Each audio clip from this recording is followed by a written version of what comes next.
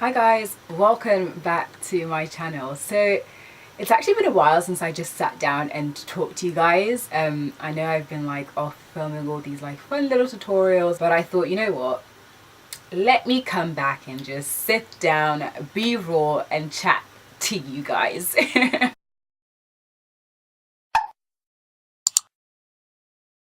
Well, if you guys have been subscribed to my channel for a while, you'd know the whole reason I started this channel was to speak about, you know, the ways of getting into TV if you are trying to work in the television industry. So yeah, I started this channel just to give you guys a little bit of a backstory, how I got into this industry and how you guys can go about applying for jobs and working in the TV industry. So I thought in this video, I'm gonna come at you raw and be real, and I just thought, you know what, like it's all well and good, you know, when you're always talking about like how everything's working out in your career and, you know, everything's like going good and great, but we never really talk about like the times when we're not feeling so optimistic about what we're doing. So I thought, you know what, I'll just come out and talk to you guys about rejection in this industry, the things that I've experienced so far. And my career is like, I'm so early in my career, but I've been through a lot so far in terms of like applying for jobs and being told no and sometimes not even getting responses. So yes, if this is your cup of tea, honey, sit down and let's get into it. Well, a few of you guys might have seen my videos already about how I got my first job in TV and what I was doing. If you don't know already, go watch the video, but just a brief explanation. I was a runner, I was making teas and coffees in a post-production house. And yeah, that's how I started. I was doing that for about 6 months, and then from there I moved on to the job role that I'm in now, and I work behind the scenes dealing with lots of footages and stuff and content that comes into the studio, station, or whatever you want to call it. But if you have been following me for a while, you'll also know that I want to get in front of the camera more. Like, as much as I enjoy being behind the scenes and doing the production side of things and everything, like I really do want to try and like want to be the ones going towards the stories, having fun, especially in entertainment TV, because there's so much going on right now. Myself and many of you out there, you know, we're probably all impatient. When we want something, we want it now, and it's just kind of hard to kind of like let the process be, you know, and waiting and just hanging around. It's like, oh, when's my time gonna come? Maybe like 2 months ago I actually applied for a job as a presenter. This was a part-time role, so it wouldn't conflict with the job role that I'm in now or anything like that. It was for a fairly established entertainment channel. They focused on music, news, current affairs, you know what I mean? They did a little bit of everything, which is standard when it comes to chat shows and stuff like that. It was an African owned business. They are established here in the UK, and the job was posted on social media. And one of my friends then messaged me, yes, my girl Barrow, she messaged me saying, Nadine, have you seen this post by this company? Are you gonna apply for it? So I thought, you know what, I may as well. Everything was done online. All you had to do was message the company on Instagram. I mean, I've worked with them before. Prior to this, I've met them at other events. When I was working, we worked a couple of events together, and I'd met some of the team, but I knew of the company anyways. It was quite informal, the whole application process, but you still had to write like basically a covering letter as to why you want to like work with the company, what do you think you can bring to the station. And I thought, this is great. And I already had a video on my channel showcasing some of my presenting skills, like the stuff that I'd been doing so far, like obviously building my portfolio. So I thought, you know what, a great thing for me to attach that video to my cover letter. So yeah, I sent that video, and I wanted them to have an impression of me as well. So I sent off that work, and then I obviously sent my cover letter, and I was very formal. Even though it was through Instagram, I just wanted to be as professional as I can be. The same day that I sent off the application was the same day I got a response. The team got in contact with me, and they said they loved my video, that they'd really love to meet me, that they told me the next day would be where they're holding interviews. And I was sort of like, oh, I can't do that because I have work the next day, and I didn't have enough time to prepare anyway. So I had to decline. I had to say, you know what, I'm so sorry, but is there any other day that they could possibly like rearrange with me, that I can come in for an interview? And that's when they then told me that it's actually a group interview, and that, you know, they will get in contact with me when they have other dates set. So then they rearranged for a different date with me. So I went on one of my days off, and yeah, so I went to the interview, and it was in a hotel lobby. So they had a space, like, you know, a lot of creatives, they love to have interviews in like hotels, and I don't understand that. Not in hotels, but like lots of like cafes. So anyway, I went over, and then I got there, there was like about 10-12 of us, and the director and then the producers and stuff like that, they were there as well. We just literally went round the table, and they asked us questions. It was a chance for you to show your personality, because at the end of the day, when you want to get into presenting, it's all about personality and engaging with different people that you've never met with. So I kind of was very aware of that. I made sure like I was very strong at that. Like I made eye contact with everyone that I was speaking to, and they asked you to talk about like your experience, your background with TV, why you want to get into presenting, what have you done so far, and yeah, we literally talked about all those things, you know, just to like familiarize ourselves with everyone's like background in this industry. And then they started asking questions regarding like politics, the music industry, entertainment industry, what's going on basically in the African scene. And this is kind of where I felt like maybe I wasn't as up to scratch as I should have been. They knew I worked in broadcast TV, mainly I did news, so they knew news would be a very strong point for me because I knew everything that's going on in the news right now. They didn't want to give me that because they knew that'd be easy for me, so they challenged me and they asked me about the comedy scene in Africa, and I was just sort of like, well, I was not expecting that.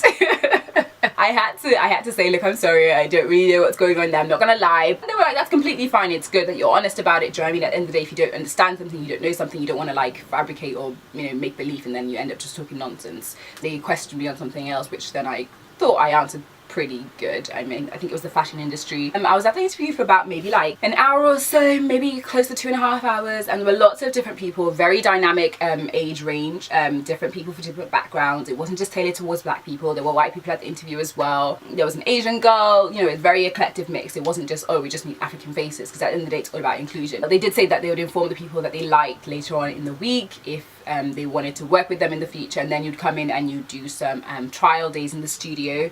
And yeah, you'd basically just get in front of the camera and do some practice runs, bring stories to the table read, and just basically work from there. Like, aside from the fact that I didn't know the comedy stuff, like I definitely say like with my knowledge of the fashion industry kind of brought me back up to speed and everything. I was mainly interacting with the companies, like the director, and we spoke, and he yeah, we all spoke in a group, and he was very interested in everyone's backgrounds. He was very interested in my background in broadcast operations, which was like for the company that I'm working at now. And I don't know, I kind of got the vibe that it was kind of like he wasn't expecting me to be in such a distinguished role. He kind of, I don't know, like, yeah, it was just very weird, because at one point, you know, they asked us to, you know, go give a brief definition or a brief description of like your career history so far, and I was just like, well, I've only just graduated about 2 years ago now, and my first job was a runner, and then he kind of was like, oh, so you're still a runner then? And I was sort of like, no, I'm not a runner, I was a runner for 6 months. Then I was like, oh, so what do you do now? And I was sort of like, I work in broadcast operations.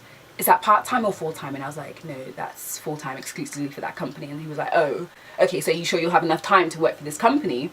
And I was like, yeah, I would, because I looked at the schedules. They kind of give you a brief definition of like the days and the times I'd like you to work, and I kind of knew that it would work perfectly for me, because in the job that I work in now, I do shift work.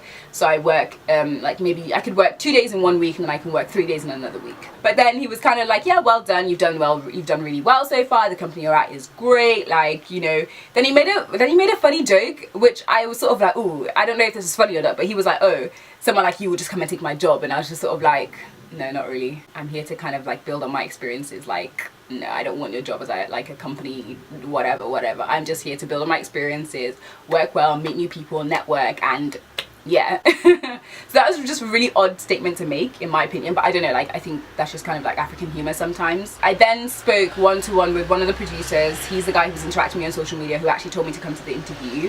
And we spoke, and it was like, yeah, I just really wanted you to come to this. So I kind of felt really optimistic. They kind of like, you know, speaking to him, it was sort of like, oh, that's great. But then speaking to the owner, I was just sort of like, I don't know. But you always get that in interviews. You always get one person who's very keen and happy and jolly, and then the other person's just very like, you know, not giving you anything. You're sort of like, okay, this is odd, but you know, I'm used to it. Like, I've been to quite a few interviews to understand like the tactical play in that sense. So yeah, so that's what it was. So the interview was great. You know, we ended on a high, but I was definitely worried about the fact that I didn't know the comedy side of things when they asked me about the comedy market in Africa. Like, I definitely didn't know that. So I thought maybe that would go against me, but it seemed, I mean, it was at that point, the interview's over and done with, there's nothing I can do about it. I thought, you know what, I haven't heard anything. So I thought maybe it's best for me to kind of like message them and find out, like, did I get the job or not? Like, I'm kind of in limbo over here, you know? Then I messaged the Instagram page, which is where I did all the application. I messaged the company through their Instagram, and they read my message and they didn't even respond. Like, it wasn't a rude message or anything like that. It was just sort of like, you know, if I've taken the time out to make an application, I kind of want to hear back, like, did I get it, did I not, like, what can I improve on, so I know what I need to work on for future interviews in this role, you know? I kind of feel like that's just standard of companies to do, and I know sometimes a lot of companies companies in the creative industries don't really give feedback because there's so many applicants. But I feel like if I took out the time to actually apply for this job and you were so keen and you wanted to meet me so badly, and then you did, and we conversated and we did the interview, and then you don't even give me a response as to why I didn't get the job or not, to me that's just very odd. So I thought, you know what, it's best to kind of find out what happened. Yeah, so I basically just said, hi guys, I just wanted to follow up as to why I didn't make it onto the next stages of the presenter interviews. I'm working on my techniques and critique would be appreciated for the future. And I just said, thanks Nadine. And they read my message and they didn't even respond, kind of give me some feedback as to why I didn't get the job. And they didn't even give me that, and I was sort of kind of like, oh, okay, that's a shame, but you know, I didn't let it hold me back or anything like that. And I was sort of a bit disheartened by it, but you know, I didn't let it bring me down, because I've been to a few interviews now in terms of presenting stuff, like mini things on the side that I haven't gotten. But it kind of just made me feel like, oh, like what went wrong there? You know what I mean? Like, am I actually good enough for this role? Will I ever be good enough? Will I get the job of my dreams that I want? Is it maybe just a far-fetched dream that's just only ever going to be a dream and it's not going to be a reality? Like, you know, once something doesn't go your way, you kind of feel like, oh, all these negative thoughts kind of like seep into your mind, and you're just sort of like, oh, what am I going to do with myself now? You know, that's kind of something that I went through recently. And there was something else that again, another presenting opportunity came up and I applied for that and I didn't get that.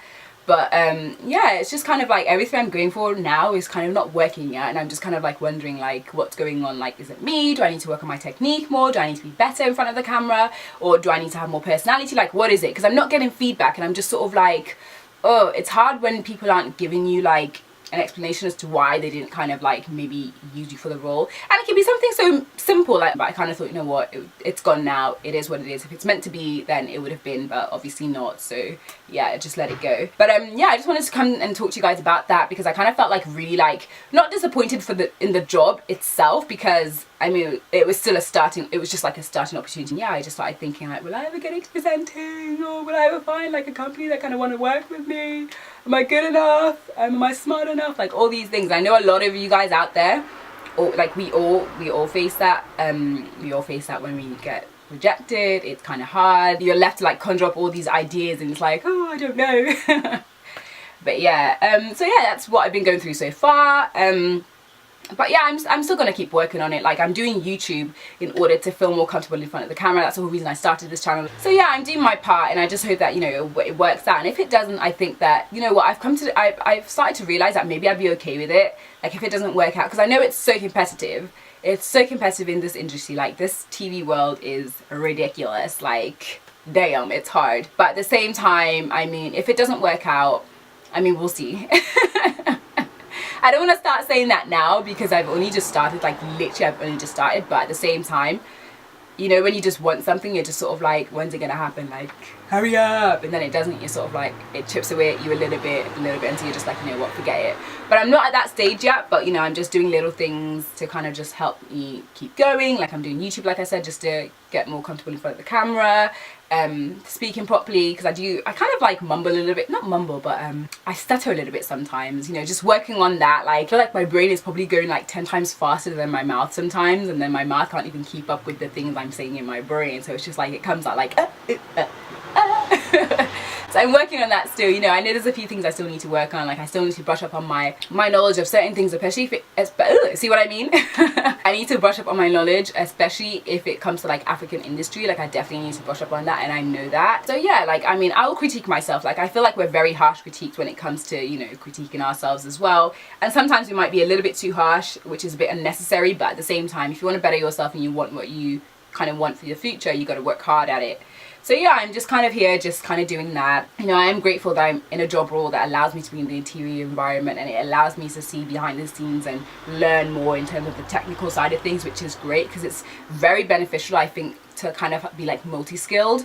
But at the same time, I'm just sort of like, yeah, I'd like to, you know, get more editorial, be more in front of the camera and do the fun things. But yeah, for now I'll just stick to me and the camera and you guys out there who actually do watch my videos, so thank you for that. So yeah, I'll also say that, you know, in this industry, in this TV industry, if you are trying to find jobs, if you are trying to, like, you know, get into the specific genre of TV you want to work in, you will come across rejection, and it's really not personal. And that's something like, it's so easy to say it, but it's like when it comes to you and your individual situation, it's like so hard to understand it.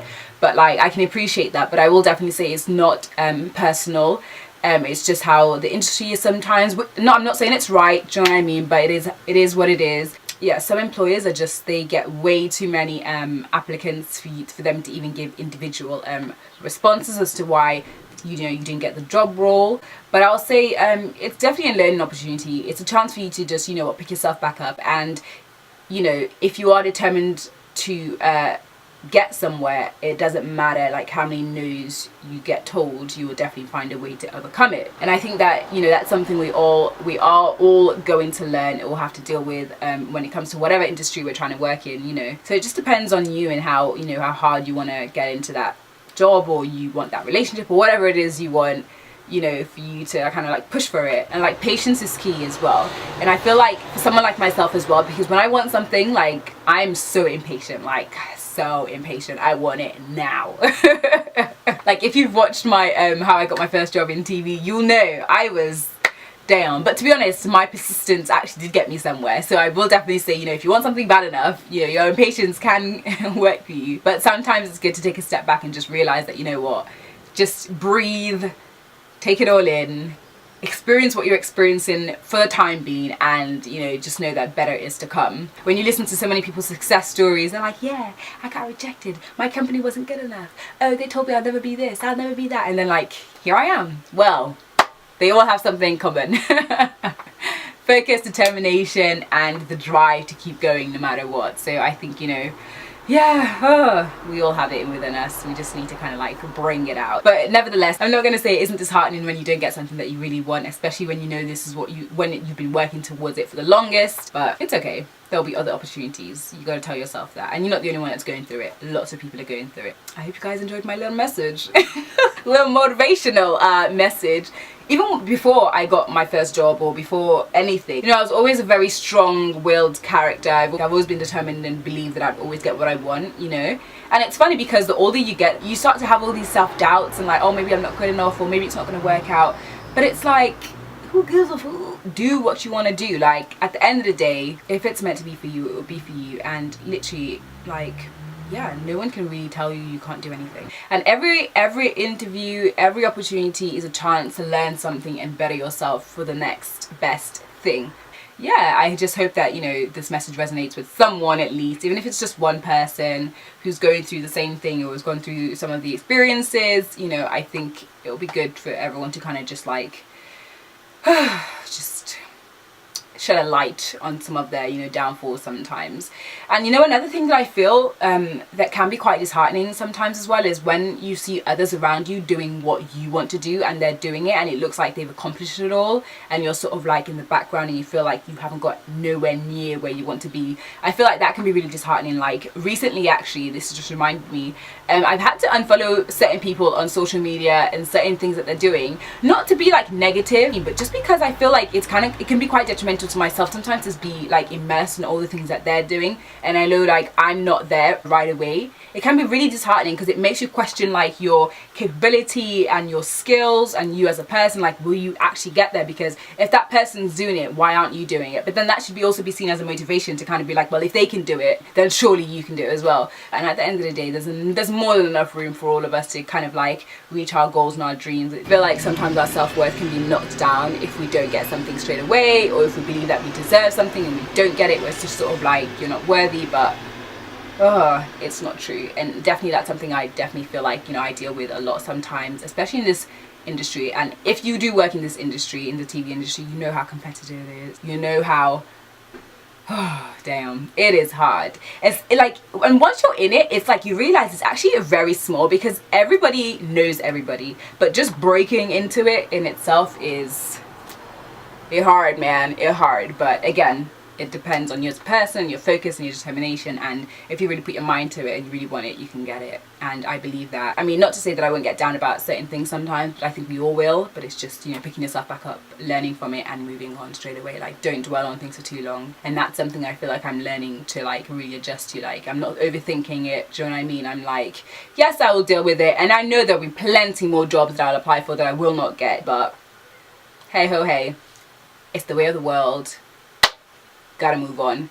And for those of you who don't actually have your first job in this industry yet, and you are still applying and you keep going, honestly, I'm telling you, your time will come. No joke. You feel like just because you don't hear anything back, it means that they haven't seen your application or you're not good enough. In most cases, and this is something that I've learned as well, even when I applied for jobs, when I first started applying for jobs as a runner, and I didn't hear anything back for months, I would randomly then get a call like, maybe get a call like a month or two late saying, oh, we saw application, are you still interested in the job? And I'm sort of like, oh my god, I applied for this like 6 months ago. It doesn't mean that you necessarily haven't got it, it just means that they didn't need you at that current point in time, and then maybe they're keeping your CV on file to use for another time, another opportunity. And yeah, so literally don't be disheartened, but obviously just keep pursuing your dreams and your goals and you will get there. So yeah, but yeah, that's it really. Just wanted to explain and talk to you guys about like my recent journey with rejection in this industry. And yeah, I mean, I know we all go through our fair share of rejection and it's hard sometimes, but it just depends on it. Literally, I think the main thing is like how you come from it and how you learn from previous like experiences. And I think, you know, I'm learning and I'm trying to better myself and stuff like that, so hopefully it works out, and if not, I'll keep trying. So yeah, that's it for this video. I hope you guys enjoyed it. You know, just a little candid one-on-one, me and the camera. I know you guys obviously have had your own experiences. If so, leave it in the comment box. You know, let's engage, let's chat, let's see if we can help each other out and stuff like that. You know, if you guys liked the video, don't forget to give it a thumbs up. Yeah, give it a thumbs up. And if you haven't already subscribed to my channel and this is your first time here, please do subscribe. I'd love for you to subscribe. And then you'll be more interacted with me because you'll see when I post, and you'll be the first one to watch the videos. Yeah, thanks for watching and I'll catch you guys soon. Bye.